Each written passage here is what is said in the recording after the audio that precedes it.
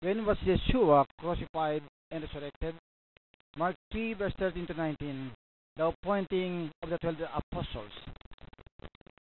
Jesus went up on a mountainside and called to him what he wanted, and they came to him. He appointed 12 designated then apostles, that they might be with him, and that he might send them out to preach, and to have authority to drive out demons. These are the 12 he appointed: Simon, to whom he gave the name Peter; James, son of Zebedee, and his brother John, to them he gave the name Boanerges, which means sons of thunder; Andrew, Philip, Bartholomew, Matthew, Thomas, James, son of Alphaeus, Thaddeus, Simon the Zealot, and Judas Iscariot, who betrayed him. In Acts 1:12 to 26. Then they returned to Jerusalem from the hill called the Mount of Olives, a Sabbath day's walk from the city.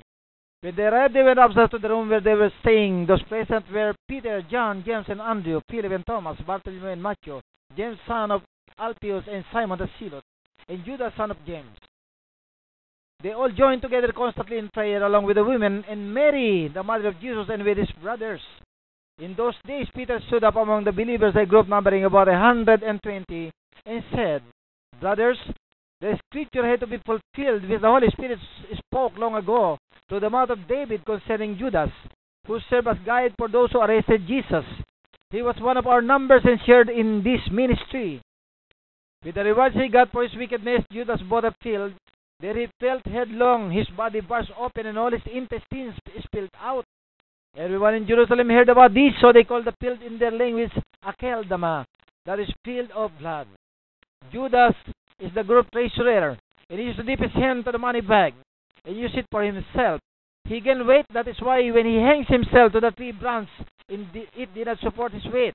He fell, and his large belly burst open. See also Matthew 27, verse 5. In verse 20, "For said Peter, it is written in the book of Psalms, My place be deserted, let there be no one to dwell in it, and may another take his place of leadership.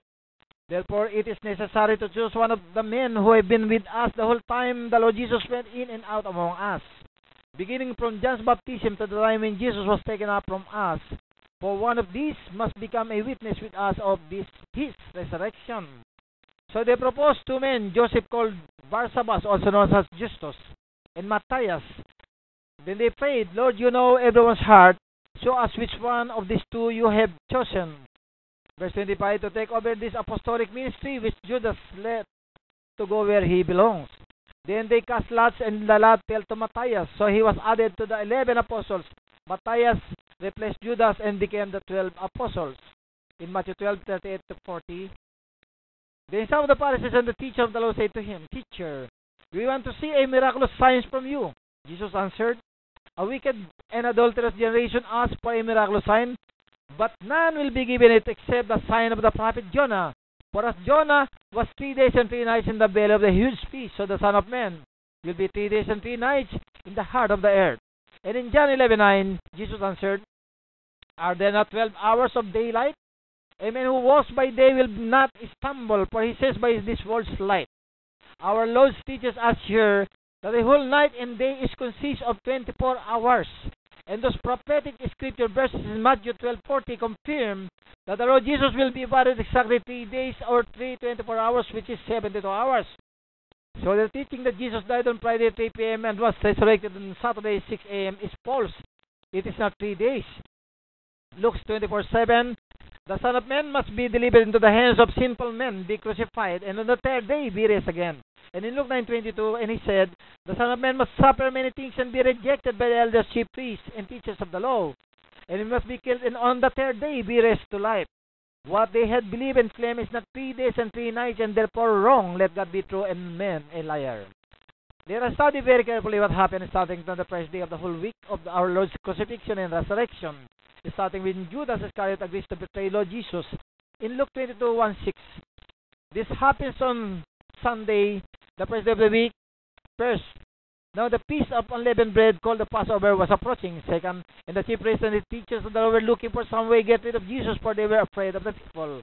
3, then Satan entered Judas, called Iscariot, one of the 12, not 13. 4, and Judas went to the chief priests and the officers of the temple guard and discussed with them who might betray Jesus. They were delighted and agreed to give him money. 6, he consented and watched for an opportunity to hand Jesus over to them when no crowd was present. The Feast of Unleavened Bread, also called the Passover, the Pascha, or the Christmas Day, that was mentioned in verse 1, is the first and second special Sabbath feast days, also known as the High Sabbaths.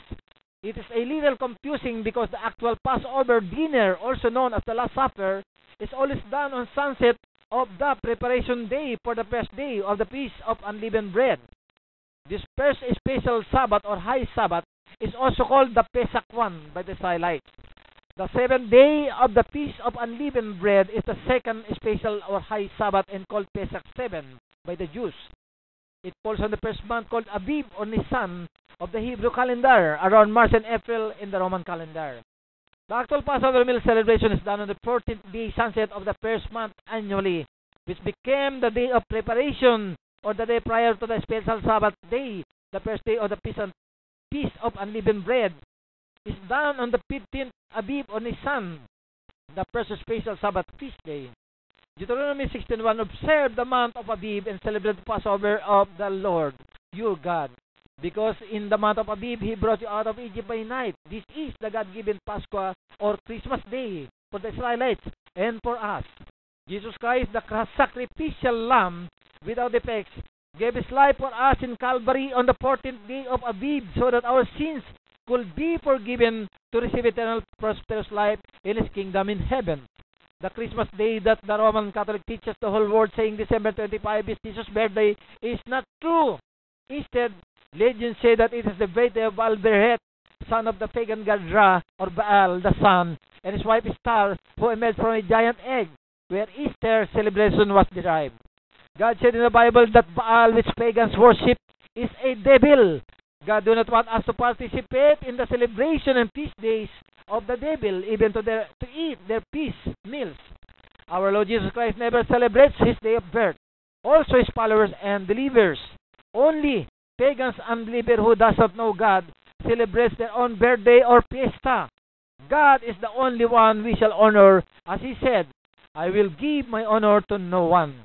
God did not provide in the Holy Scripture the day of birth of the Messiah.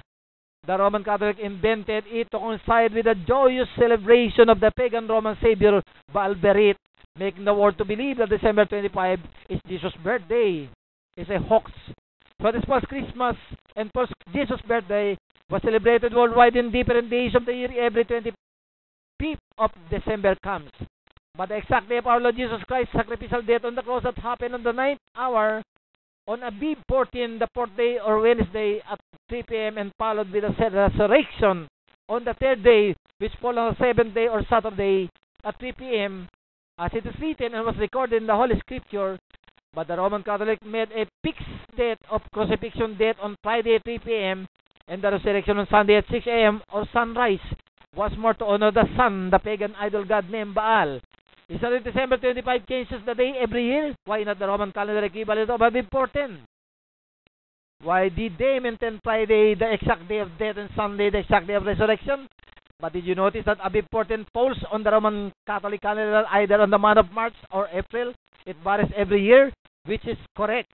But to keep Aviv 14 every Friday and the resurrection every Sunday is totally wrong. Their teaching of our Lord Jesus Christ's birthday, death, and resurrection are all wrong. Remember what God had said, Satan is the father of lie and the deceiver from the beginning.